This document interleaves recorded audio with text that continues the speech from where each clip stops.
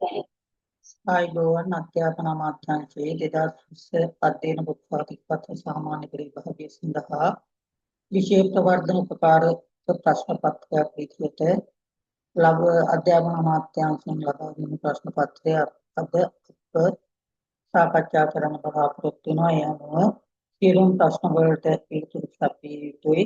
අංක 1 සිට 41 ප්‍රශ්න වලදී ඇති 1 2 3 4 යන පිළිතුරුවලින් නිවැරදි හෝ වඩාත් ගැළපෙන හෝ පිළිතුරු තෝරා ගන්න කියලා අපිට දක්වලා තියෙනවා. අපි බලමු ප්‍රශ්න පත්‍රයේ ප්‍රශ්න වලට කොහොමද උත්තර කියලා. පළවෙනි ප්‍රශ්නයේ විදිහට අපිට ලබලා දීලා තියෙන්නේ බුදු සිරිත අභියෝග වලින් ගහන වූවකි. බුදුරජාණන් වහන්සේ මුහුණ දුන් පළමු අභියෝගය වන්නේ දසමනුන් පෙරදීමයි සත්සතිය ගත කිරීමයි මාර්ගෝපමයි පළමු ධම්මවිචු ප්‍රතිමයි. බුදුරජාණන් වහන්සේගේ දසමනුන් පෙරදීම සිදු කරන්නේ බෝසත් අවදීත්වයට ප්‍රථමයෙන් තමයි දසමනුන් පෙරදීම සිදු කරන්නේ. සත්සතිය ගත කිරීම බුදුරජාණන්සේ අභියෝගයක් නෙවෙයි. ඒ සමාජයට දකින්නට පුළුවන්. බුදුරජාණන්සේ අෂ්ටම සතිය ගත කරන අවස්ථාවේදී මාර්ගෝපම තණ්හා රති රංගා කියන මාර්ගය දෙන්නේ බුදුරජාණන් වහන්සේට අභියෝග කළ බව සඳහන් වෙනකොට මේකේ පිළිතුරු බවට පත් වෙන්නේ මාර්ගෝපම තමුණ දීම තමයි නිවැරදි පිළිතුරු බවට පත් වෙන්නේ. දෙවැනි ප්‍රශ්නේ සත්‍යයා මුහුණ දෙන සතර දුක් අතර යාදි දුක යන ඉපදීම පිළිබඳ දුක වේ, රෝදුක් වලට ගොදුරු වීම පිළිබඳව දුක වේ, වයසට යාම පිළිබඳ දුක වේ, මිය යාම පිළිබඳව දුක වේ. ව්‍යාධි කියලා කියන්නේ ලෙඩ රෝග වලට. ඒකට රෝදුක් වලට ගොදුරු වීම තමයි ව්‍යාධි දුක කියලා හඳුන්වන්නේ. තුන්වෙනි ප්‍රශ්නේ සංසාරික විමුක්තිය සලසා ගැනීමෙන් සියලු දුක් කෙලවර කරගත බව සිදුවත් කුමරුට අවබෝධ කර ගැනීම සඳහා වඩාත් ප්‍රයෝජනවත් වූයේ පංච මහා විලෝකණයයි, රාහුල කුමාරෝත්පත්තියයි, සරණ බන්ධනයයි, සතර පිළිදෙකීමයි. පංච මහා විලෝකණය කියන්නේ පස් මහ බැලුම් කාලය කාලය දීපේ දේශයේ කුලය මව් කියන පහ තමයි පංච මහා විලෝකණයට අයිති වෙන්නේ. ඒ සිදුවත් බෝසතාණන් වහන්සේ මව් කුස පිළිසිඳ ගැනීම සඳහා බලන ලද කරුණු විදිහට තමයි පංච විලෝකන දක්වන්නේ.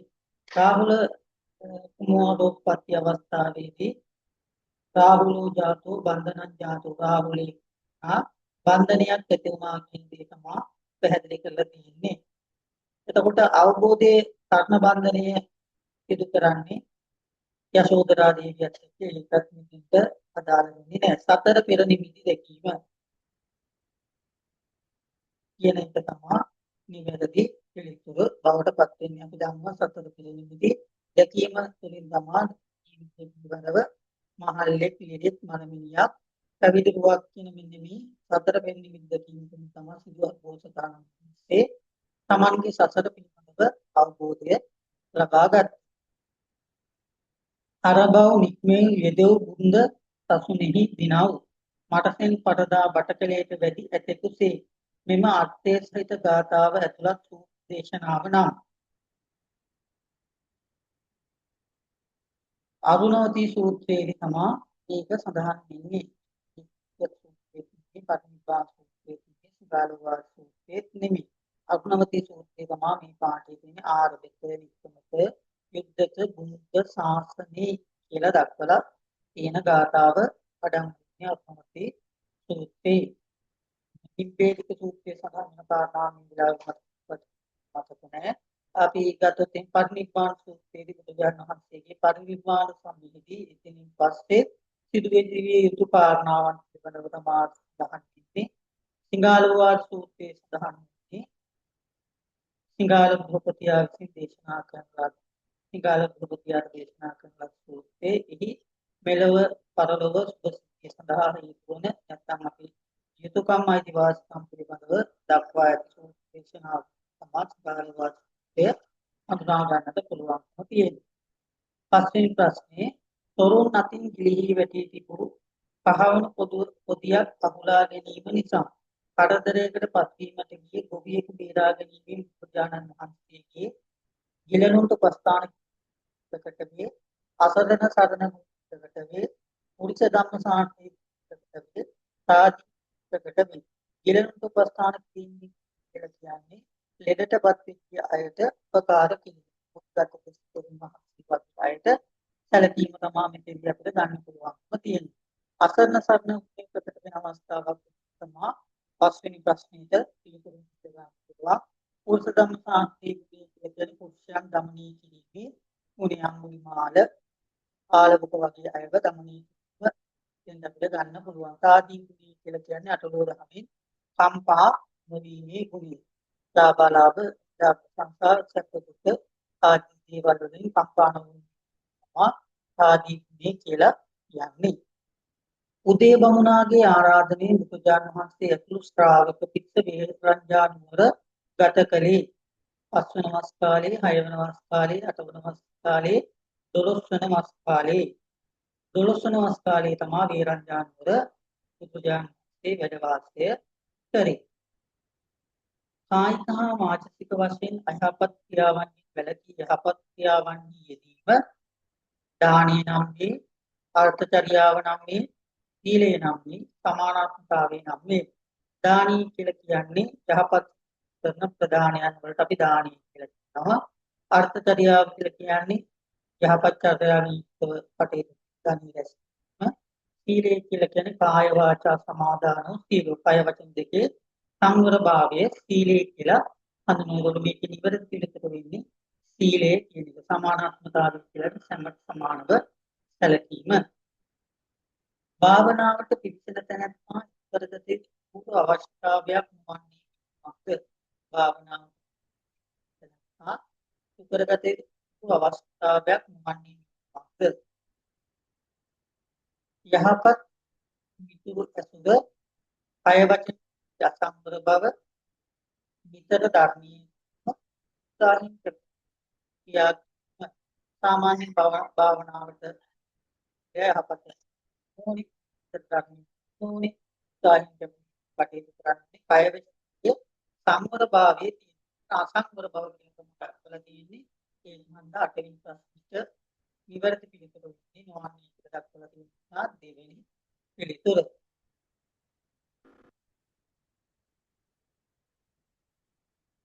සිදුහත් බෝසතාණෝ ඉන් කුසල ගවේෂීව සිටි කාලේ අමුතු සප්ත සමාපatti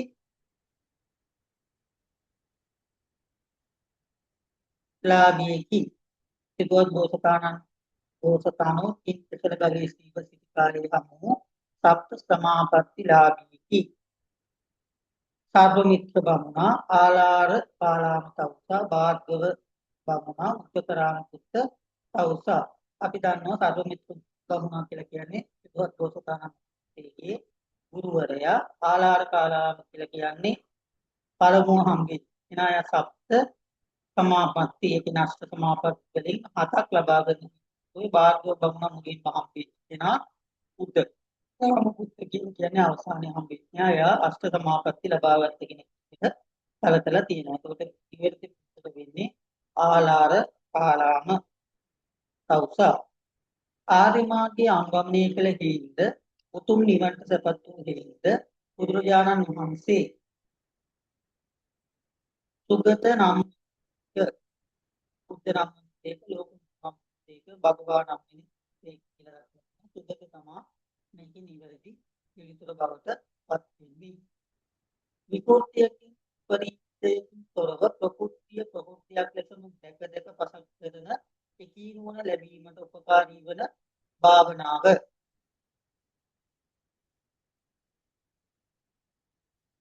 සමාධි භාවනාව, ප්‍රඥා භාවනාව, චිත්ත භාවනාව, මෛත්‍රී භාවනාව නම් සමාධි භාවනාව කියන්නේ චිත්ත භාවනාව කියලා කියන්නේ පංච නීවරණයටපත් කරන සමාධි භාවනාව තමයි.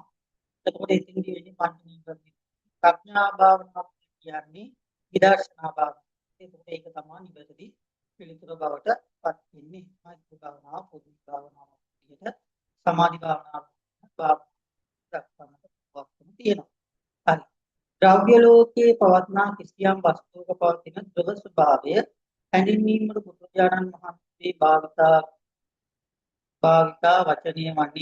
කළ වචනය වන්නේ ද්‍රව්‍ය ලෝකයේ පවත්නා කිසියම් වස්තුවක පවතින ද්‍රව ස්වභාවය හැඳින්වීමට අපි දන්නවා ලෝකය පඨවි ආපෝ තේජෝ කියන වස්තුන් හතරෙන් නිර්මාණය වෙලා තියෙනවා මහා භූත වස්තු කියලා අපි මේවට හඳුන්වනවා. එතකොට මේ ද්‍රව වෙන්නේ මොනවද කියලා තමයි මෙතෙන්දි අහන්නේ. එතකොට මේකේ නිවැරදි පිළිතුර වෙන්නේ පඨවි කියලා කියන්නේ තද ගතිය, තේජෝ කියලා කියන්නේ උණුසුම් ගතිය, ආපෝ කියලා කියන්නේ වැగిරෙන ස්වභාවය නැත්නම් ප්‍රග ස්වභාවය, වායු කියලා කියන්නේ වායු තත්ත්වය කියන එක. ඒක 12ට තුන්වෙනි පිළිතුර. සිතෙහි වැනෙන සුළු ගතිය හෙවත් අතීර්ණාත්මක ස්වභාවය අර්ථවත් කරන නීවරණීය නමින් හඳුන්වයි. අපි දන්නවා කාමච්ඡන්ද, ව්‍යාපාද, උද්ධච්ච, විචිකිච්ඡා කියලා නීවරණ පහක් ගහමින් වෙනවා. කාමච්ඡන්ද, කාමච්ඡාව, ව්‍යාපාද තරහව, තීන මිද්ද කියලා කියන්නේ කම්මැලිකම, උද්ධච්ච කුච්ච කියලා කියන්නේ සංසුන්භාවය, විචාර කියන්නේ සැකේ. ඉගෙනක් සිතෙහි වැනෙන සුළු ගතියවත් අතීර්ණාත්මක ස්වභාවය අර්ථවත් කෙරෙන්නේ උද්ධච්ච කුච්ච කියන නීවරණයට. ඉලක්කම ගන්නා තැනස්නා තුළ ඇතිවන චරිත ලක්ෂණ අතරට අයත් නොවන්නේ ඉන්ද්‍රකීලයක්සේ දෙවන්නේය, උපේක්ෂා සාගත වන්නේය, අටලෝදහමින් කම්පා වන්නේය, අනතිමානී වන්නේය. මේක අටලෝදහමින් කම්පා වීම තමයි කම්පිත වෙන්නේ නැහැ. ත්‍රිලක්ෂණය ගන්නා වෙනා තිලකුණු ගන්නා අටලෝදහමින් කම්පා වෙන්නේ නැහැ. ඒකට ඒකේ 17ට පිළිතුර 3.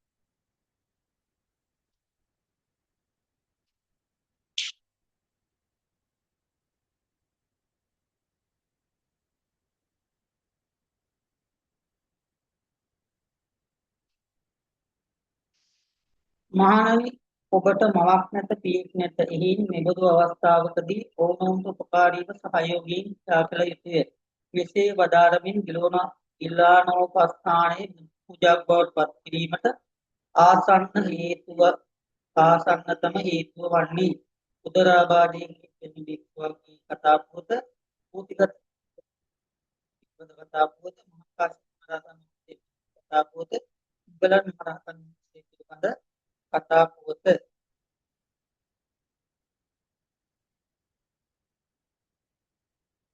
පහළවට පළවෙනි උදරාබාධයෙන් කතා පුවත. බෝසතාණන් තේ යන පාර්මිතා පිටු බවට පිළිවෙලින් අපි ලෝමස වට්ටක යන ජාතක කතා නිදසුන් වේ.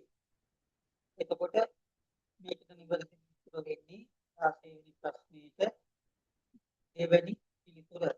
මෛත්‍රී ඒක්ෂා සත්‍ය වාර්තාවම අපි ලෝමස වට්ටක ජාතකකින් උත්තලයන් පත්‍යය පදයක් දාසීන ඉවරදි නිරෝගී දක්ෂ 17ට පළවෙනි දෙවි උත්තර යන්නේ උදාසීන විපාකන්නේ නැහැ. සාමාන්‍ය ඵල සූත්‍රයේදී කාමච්ඡන්ද නීවරණී උපමා කොට ඇත්තේ සාමාන්‍ය ඵල සූත්‍රයේදී කාමච්ඡන්ද නීවරණී කියලා තියෙන්නේ ණය ගැත්තෙකු ණය හිමියා කෙරෙහි ඇති බැඳී මත. සමාජයේ බොහෝ දෙනා අතර ඇති ප්‍රශ්න කිහිපයකට පිළිතුරු සපයමින් තේරුකාණී චන්දවිමල හිමියන් විසින් රචනා කළ ග්‍රන්ථය කුමක්ද?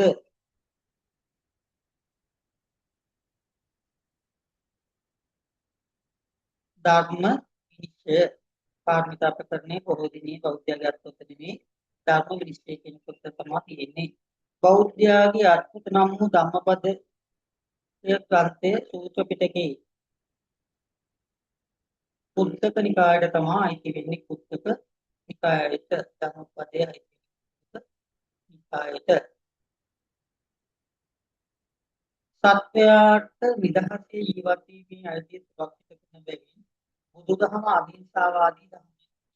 මේ පංචශීලයෙහි පළමු ශික්ෂාපදයෙන් තහවුරු කෙරේ, දෙවන ශික්ෂාපදයෙන් තහවුරු කෙරේ, දෙවන ශික්ෂාපදයෙන් තහවුරු කෙරේ, සිවන ශික්ෂාපදයෙන් තහවුරු කෙරේ. ජීවත් වීමේ අයිතිය සුරක්ෂිත කරන්නේ පළමු ශික්ෂාපදයෙන්.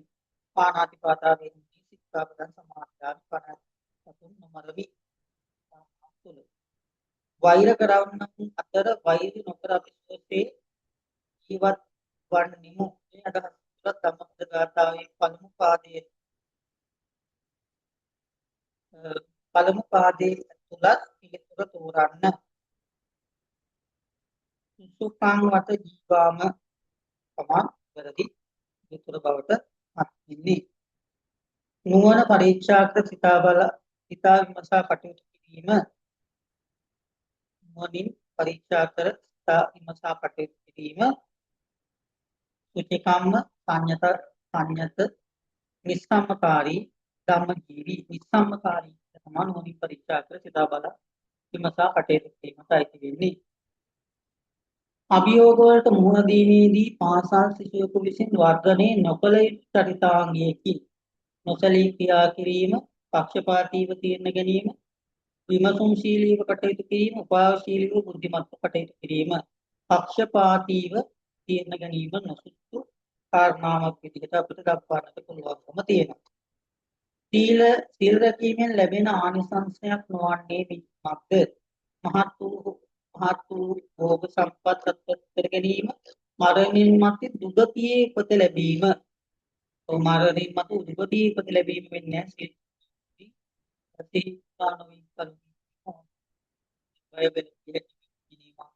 වෙනවා. මේ නිවැරදි දෙවෙනි පිළිතුර. සමගි වන්න වාද විවාද නොකරන්න. සමග්ගා හෝත මා විවදත කියන පදේ තමයි නිවැරදි පිළිතුර. අදහස දෙපාරේ පාඩේ සමග්ගා හෝත මා විවදත. සමගි වන්න විවාද නොකරන්න. දැඩි චේතනාවකින් තොරව සිදු කරන ලබන අසම්පූර්ණ කුසල කර්ම. දැඩි චේතනාවකින් තොරව සිදු කරන ලබන අසම්පූර්ණ කුසල කර්ම අපි හඳුන්වනවා පටත්තා කර්ම කියලා. පටත්තා කර්ම කියලා කියන්නේ බරපතල, ආසන්න කියලා කියන්නේ ආසන්න අවස්ථාවේදී, ආචින්න කියලා කියන්නේ කලපුරුද්දක්දී සිදු කරන ක්‍රියා. පටත්තා කියලා කියන්නේ ක්‍රියා මාත්‍රයෙන් සිදු කරන කුසල කර්මවලට. ක්‍රෝධයේ උපන් විට වෛරය උපදී. ක්‍රෝධයේ නිවී ගිය විට වෛරයද සංසිඳීමේ ප්‍රකාශයේ අර්ථ ගැන්වෙන බුදුදහමේ මූලික ඉගැන්වීම වන්නේ පටිච්ච සමුප්පාද ධර්මයේ, චතුරාර්ය සත්‍ය ධර්මයේ, ත්‍රිලක්ෂණ මාර්ගයයි, ආර්ය අෂ්ටාංගික මාර්ගයයි. පටිච්ච සමුප්පාද හේතුව නැතිවීමෙන් ඵලයේ නැතිවීම කියන සංකල්පේ පටිච්ච සමුප්පාදිත මාර්ගය. ඒකට එන්නේ සංකල්පය තමයි මෙතන විස්තර වෙන කාරණාවකට පත් වෙන්නේ. මනා සිහිනුවන ඇත්තෙකු සිය ධනය රැකගැනීමේ සාමකාමී ජීවිතයක් ගත කරයි. ඒ පුද්ගලයාට මඟ පෙන්වන්නේ ගේහක සීලෙහි දෙවන සිල්පදේනි, දෙවන සිල්පදේනි, දෙවන සිල්පදේනි, පස්වන සිල්පදේනි, පස්වන සිල්පදය කාමී ගාමීනේ මඤ්ඤුමා දක්ඛානා කිරීම. පටිච්ච සමුප්පාද න්‍යායට අනුව උපාදානී යනු ඉතින් දැඩිව අල්ලා ගැනීමයි. ඉහත ඉතින් දැඩිව අල්ලා ගැනීමයි. මෞපියන් බ්‍රහ්ම නමින් හඳුන්වන්නේ ඔවුන් තුළ යන සුවිශේෂී ඥානක පවතින නිසාවෙනි. මෙත්තා, කරුණා, මුදිතා, උපේක්ෂා කියන සිල්පද විරත්න තියෙන නිසා තමයි මෞපියන් බ්‍රහ්ම කියන නමින් හඳුන්වන්නේ. අතාවත්තු ප්‍රකරණයේ ඇතුළත් කර අභිධර්ම පිටකයේ සම්පූර්ණ කිරීම දෙමන ධර්ම සංගායනාවේ ප්‍රතිඵලයක් අපිට දක්වන්නට පුළුවන්කම තියෙනවා. අටලෝ දහමට අයත් අංගයක් ඇතුළත් තමා වේදනාව. වේදනාව අටලෝ දහමට අයිති වෙන කාරණාවක් බවට පත් වෙන්නේ නැහැ. දකුණු අත උඩට නවා ඇඟිලි සම්පූර්ණයෙන්ම දිගහැර අත්ල ඉදිරියට සිතේ නිරූපණය කෙරෙන්නේ අභය මුද්‍රාව අභය මුද්‍රාව අභය මුද්‍රාව නිවැරදි ධන පරිහරණයේදී පංච බලී නම් යුතුයකම් පහක් උගන්වන්නේ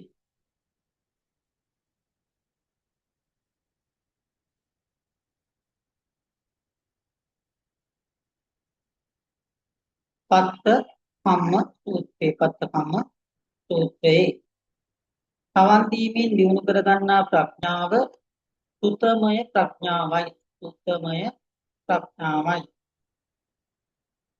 අනුන්ගේ සිත් දැනගැනීමේ ශක්තිය ඇති ඥානය පරචිත්ත විඥානන ඥානය කියලා දක්වනවා. උබ්බේ වාසානුස්සති ඥානය කියලා කියන්නේ පෙර ජාති ආසවක්ඛ්‍ය කියන්නේ ක්ලේශයන් නැති ඥානය. පරචිත්ත විඥාන ඥානය කියන්නේ සිත් දැනගැනීමේ ඥානය. චතුූපපාත ඥානය කියන්නේ සත්‍යයන්ගේ උපත විපත දැනගැනීමේ නුවණ. තෙරුවන් කෙරෙහි කරුණු දැන ඇති කර ගන්නා පැහැදීම අවිච්ඡප්පසාදය නම් විතක්ක හතර ශික්ෂාවට අනුව ආර්ය අෂ්ටාංග මාර්ගයේ අංග බෙදා දැක්වූ කලී එහි සීල ශික්ෂාවට ඇතුළත් නොවන මාර්ගය වන්නේ සම්මා වායාම පරිසරය ආරක්ෂා කරන්නාට පරිසරයෙන් ආරක්ෂාව ලැබේ. මෙම අදහස තහවුරු කෙරෙන බුද්ධ චරිතයේ සුවිශේෂී අවස්ථාවකි. මුචලින්ද රජුගේ සෙවණ ලැබීම. ඔබට මෙන්න ඒක අපිට ඉතුරු දක්වන්න පුළුවන් අපතවත් වීඩියෝකින්